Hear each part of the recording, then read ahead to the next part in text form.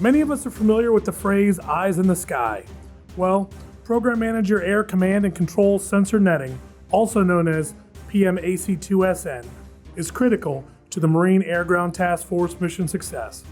PM AC2SN acts as the central agent for the research, development, production, deployment, and lifecycle management of Aviation Command and Control, AC2, for the Marine Corps operating forces and supporting establishments. Joining me today is Mr. Dayle Wright, Program Manager for PM AC2SN. Welcome to the show, Dayle. Thanks for having me. Tell us a bit about yourself and how you ended up here at Systems Command. Before I jump in, I prefer to use eyes on the sky instead of eyes in the sky. Eyes on the sky. We use radars, we look. Okay. We don't look down, we look up. So it's eyes on the sky. There we go. So my background, I grew up Cleveland, Ohio. I was born in 1960. Middle of child of five. I have two older sisters, younger brother, younger sister. Ford factory was right there. Chevy factory was right there. All the steel mills were right there. So it was a very middle-class upbringing. I had hardworking parents who gave us a solid work ethic and self-reliance ethic growing up. It was a fantastic youth. I enjoyed it. It was fun. I hear people in my generation talking about being free-range kids. No helicopter parents back then. You were kicked out the door in the morning and you were expected to show up when the street lights came on at night. So we were really just out there among the kids growing up, having fun, and it was a great life. So I understand you were a Marine, is that correct? Were a Marine, are a Marine, still a Marine? I retired in 2001, just before 9/11, but been with the Marine Corps. It's my 44th year. So what caused you to join the Marine Corps? And at the time, what caused me to join the Marine Corps is in the 70s, Cleveland was a dying town.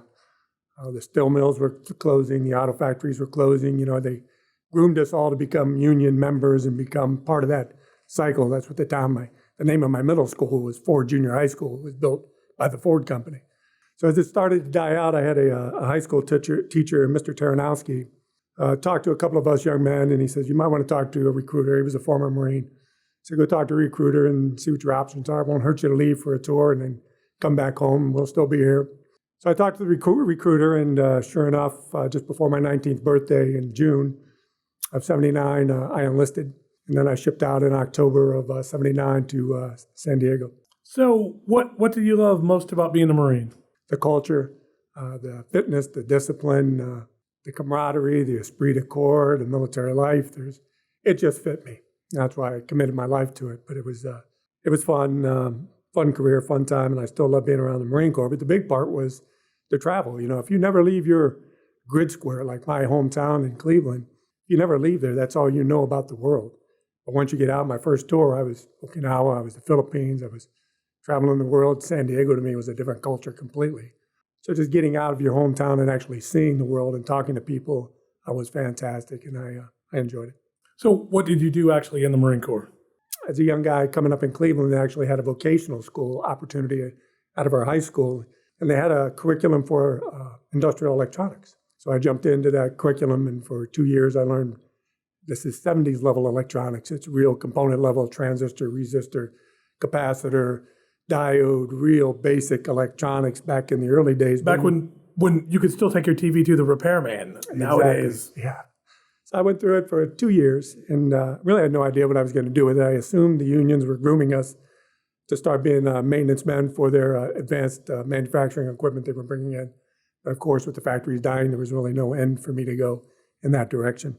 So then I did the 2 years and then went to boot camp. And while in boot camp, they took, and I was an 0311, by the way, going into boot camp, basic infantryman, pulled a handful of us aside in boot camp, which was odd. I still laugh about it today, and put us through an interview process. And then they gave us like a crash course in Russian. So it was like put the headset on in Russian language. Can you understand it? And it was like, bam, bam, bam. I failed that miserably. But through the interview process, when I left boot camp, they had changed my MOS from 0311 to 2841, ground radio repair. So I leave MCRD San Diego and go to 29 Palms, California, and I start basic electronic course. So I go through the basic electronic course. I come out number 2 in the class.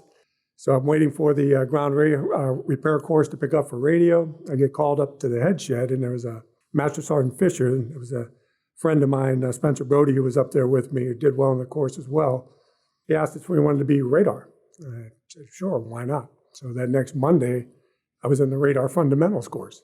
So it's just funny how those things fall in your lap. So I went through radar fundamentals, and then I became a 5943 ground control bombing system repairman. And that's how I got into electronics in the Marine Corps. Career progressed, became a gunnery sergeant, and I was selected to go to Pacific Missile Test Center, Point Mugu, to be part of the software support activity for the same systems. And while there, I was applied for and was selected to be a warrant officer. So I'm selected to be a warrant officer, to be a 5910 radar maintenance officer. Of course, I did my time through CWO3, applied to become an LDO electronics maintenance officer, 5902. Was selected for that. And then soon after that, they gave me orders to Marine Corps Systems Command. And I became the project officer for the Tactical Air Operations Module Program. And that's how I came to Syscom, and that's my background. That's how you got into acquisition. Acquisition and electronics, yeah. So then when you retired, did you transition to be a civilian here immediately, or? No. When I retired, I went to Logicon as a systems engineer. And then they were soon bought out by Northrop Grumman. So I spent 6 years there supporting the Marine Corps as a senior systems engineer. And then in 2007, the Marine Corps Systems Command was insourcing a lot of people. So I came in and I applied. I did the interview process. They brought me in as a PM type to work MAGTF C2 under Kevin Holt, who was the PM at the time. And they gave me the ground C2 portfolio. Quickly, about within a year, they couldn't get the requirement and funding squared away for MAGTF C2. So that fell apart. Then they shifted me over to take over the MAX, the Marine Aviation Command and Control portfolio as the team lead. So I led the MAX group from 2008 till roughly late 10, early 11. Then there was an opportunity to go to GCSS Marine Corps. They put out a flyer to get the system through full deployments. They were having some struggles. So several of us volunteered really to go over there. So I spent my time there, and then they advertised for the DPM position for Air Command and Control sensor netting. It was a natural fit for me, so I applied. I think I applied in 15. I actually took the seat when I was selected as DPM in early 16, like January 16. I took the seat as the DPM under Colonel Ray Masinson. And Ray was just coming out of operational test for the ACAT-1 program, CAC2S, getting ready to go into full rate production. So I was there for the whole time as we did the competition for the full rate production efforts, which went to General Dynamics. You're now the program manager for AC2SN. Describe what that role entails for us. I'm the voice of the program. I'm the voice of the systems. I'm that interface with the senior levels of the Marine Corps when they want to understand what's going on with the portfolio of war, as they have been since we're fully deployed now. We've been getting routine requirements changes and funding to adapt the system as the Marine Corps moves more to address force design initiatives. So my biggest challenge right now is just telework. Since we came out of COVID, trying to keep the teams tight. I got a lot of Marines that roll in, a lot of you new young people rolling into the program office, and you just don't have that synergy that you typically have when you're day-to-day in the bullpen with people talking, rubbing elbows. So it's a challenge to keep the team tight through the electronic media, whether it's Teams or whatever we're doing to do our meeting venues in. In 2020, when COVID happened, when the world kind of came to an end, we had strong nuclear teams that were of people that were used to working with one another. Mm-hmm. So when we were told to go home and be a more distributed workforce, you could trust somebody that you've known for several years working, together. Suddenly you're distributed.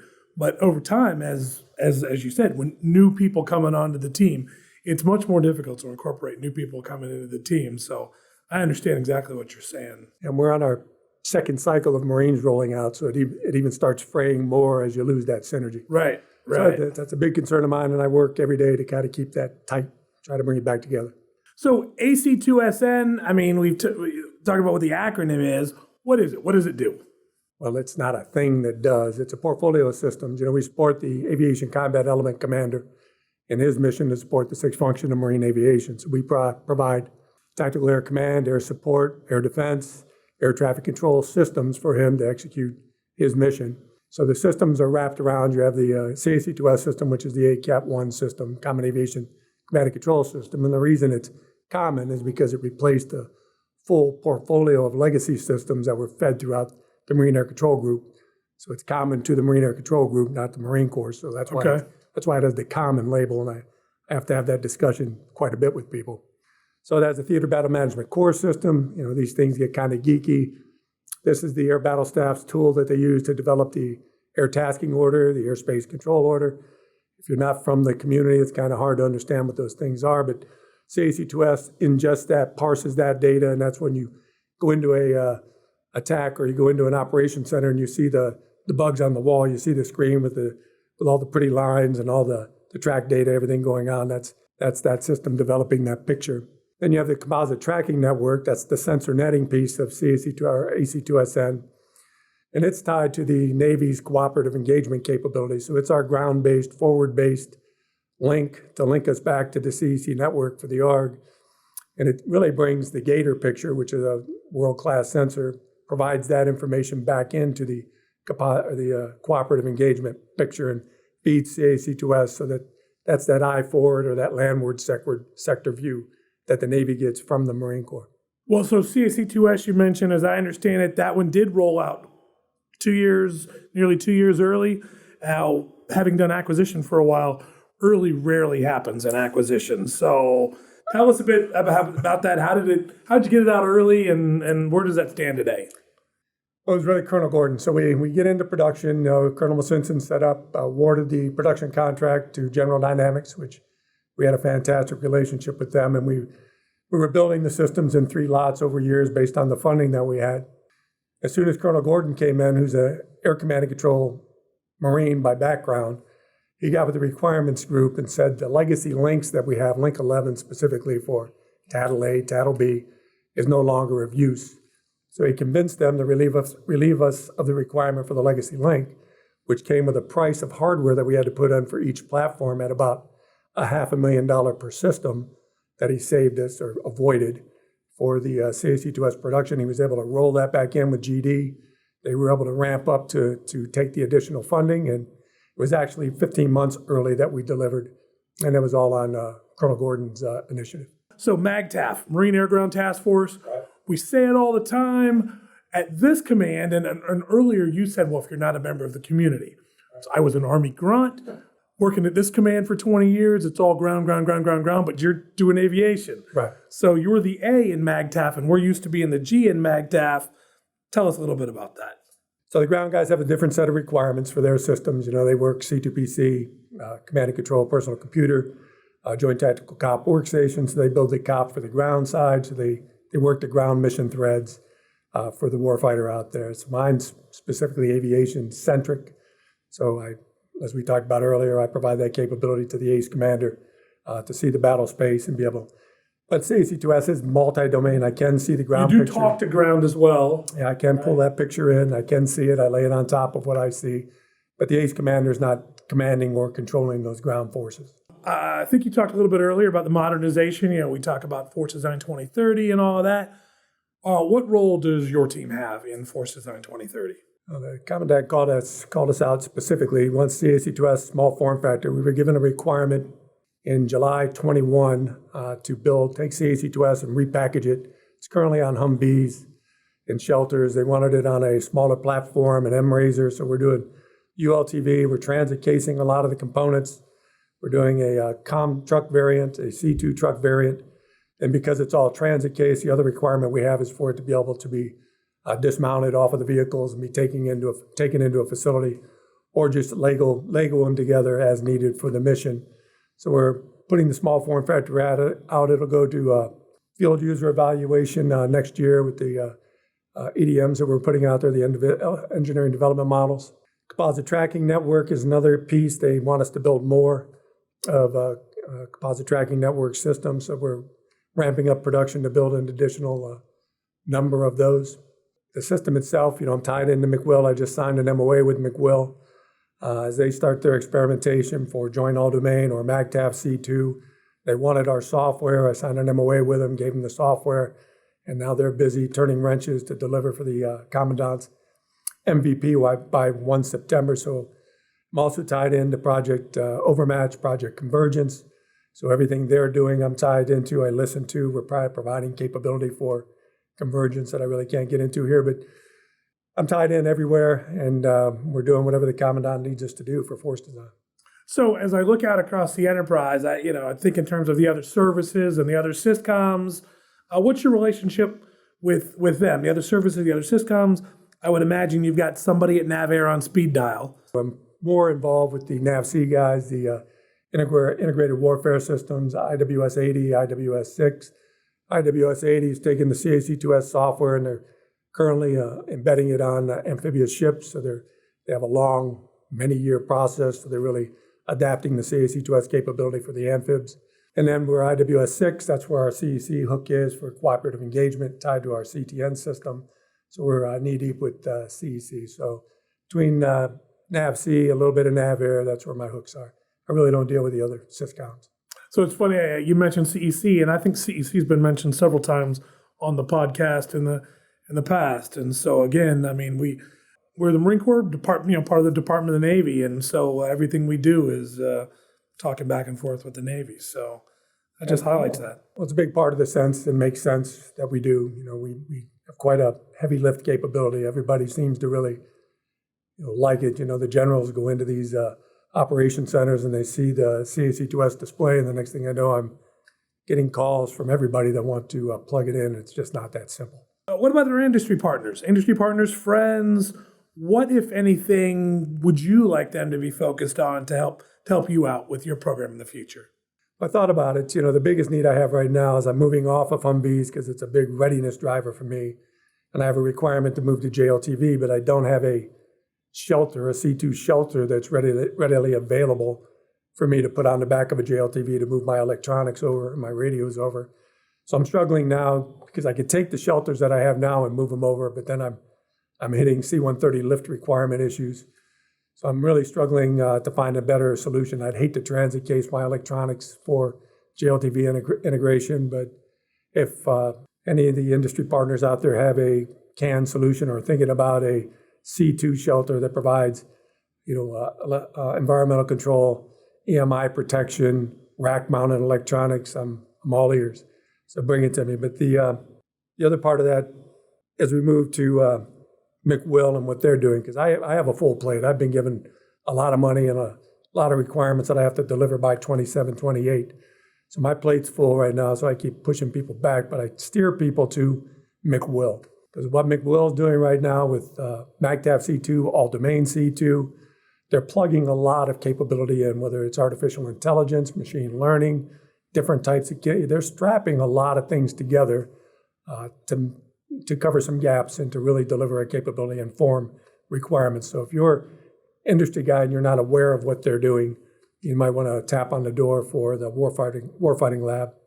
Also, anybody that's tied into the business understands project overmatch and project convergence. So if you're tied into those groups, there's a lot of goodness that could be had there with your tools. You're located within PEO Land Systems. That's where you are organizationally. Correct. How does AC2SN and your C2 capabilities differ from some of the programs that are here at Systems Command? Well, if you talk specifically C2, we talked about it earlier, it's a different requirement stream. So if you're talking ground C2 over at Syscom, I ran that portfolio for a while. I'm pretty familiar with it. They're chasing right now the command post of the future or the operational command post, the common hosting environments, the software libraries. So they have their specific things that they're chasing. When you get over into my world, it's big. Joint interoperability certifications, you're controlling aircraft and missiles, there's WESERBs, there's a lot of stuff that goes into what goes into my system that, the ground C2 guys don't carry the baggage. What is next for the AC2SN team? Well, my team's really just focused, like I said, delivering on the requirements that have been given to us between now and 27, 28. We're head down. We have a lot that we were expected to deliver, and I have a fantastic team. My engineers are awesome. My logisticians are awesome. Cutting my leg off. I'm losing my FM right now because he's going to Eisenhower, but that's a good thing for him. But he's a person that I've known for a long time, and I trust for the key thing of funding, which is one of the major things we do. I trust him completely. My contracts officer is fantastic. I just have a great team. So for my group, it's really keeping the systems ready, relevant, and capable, delivering what the warfighters expect with the funding they've given us within the time they've given us. So it's typical acquisition. So that's the double-edged sword of Eisenhower. We only send our best and our brightest. And then when they run off, you've got an enormous gaping hole in your organization where you just sent one of your best and brightest off, and almost by definition, when they come back, they're not coming back to you. But you are helping them in their career and, in theory, for the betterment of the overall enterprise. So, Yeah, he's a young guy. I like that. They still have a lot of payback on the back end of Eisenhower. And they sent me, I was pretty much an old guy. They sent me in 2020. I was the COVID class. So I sat there and I'm going to do my 4-year payback as a PM, but that's all the miles they get out of me out of Eisenhower. I had a deputy several years ago. She got selected to go to Eisenhower, and she's apologizing on the way out the door. And I'm like, no, you're going to come back. You're going to do great things for the Marine Corps. It's all good.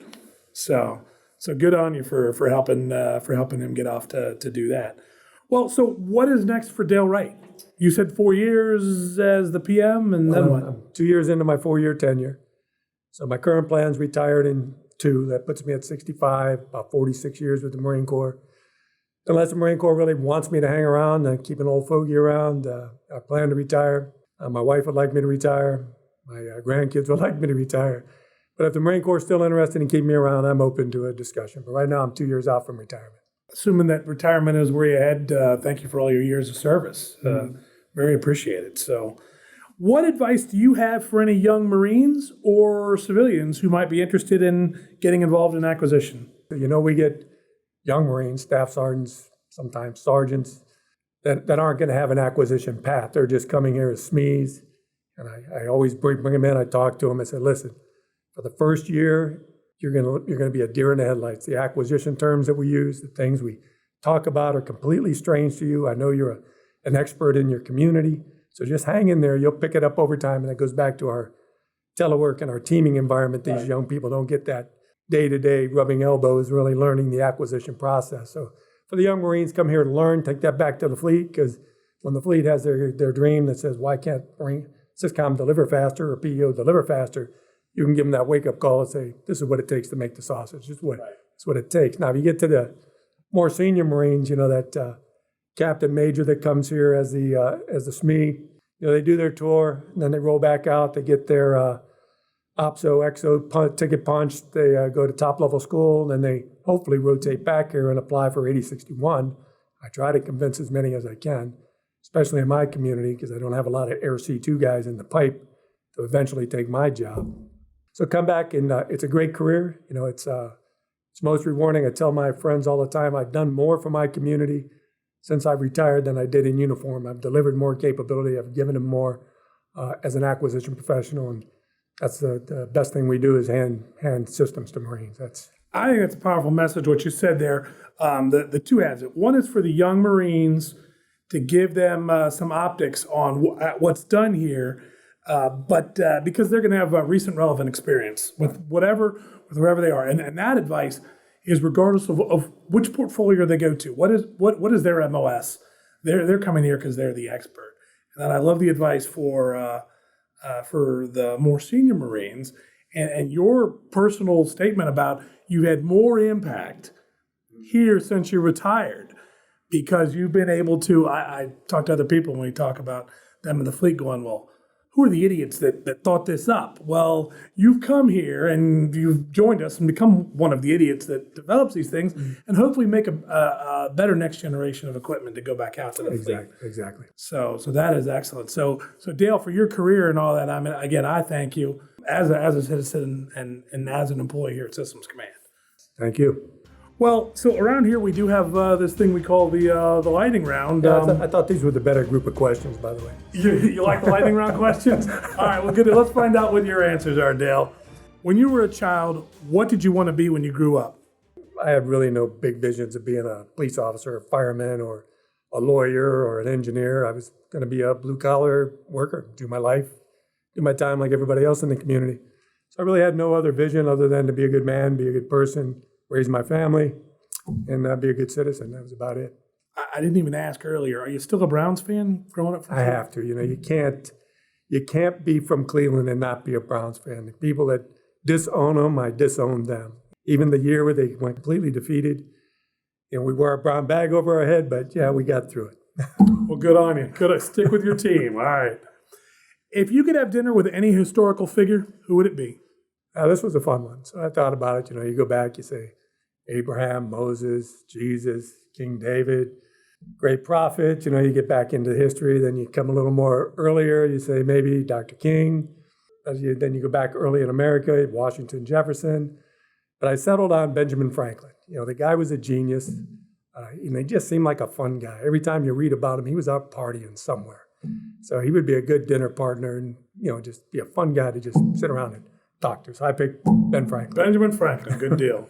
All right, so do you have any tips for maintaining a work-life balance? I tell my people all the time, take your time off. Take your time off. Be with your family, with your friends. Get away from the office. Get away from this mess. Go take your time. Have a hobby. Find something. I don't care if it's tiddlywinks. I don't care what it is. Do something that can turn your brain off and you can focus on anything other than the office, because your email box is never empty. It's just never empty. And I also tell them to unplug. I can't unplug at night.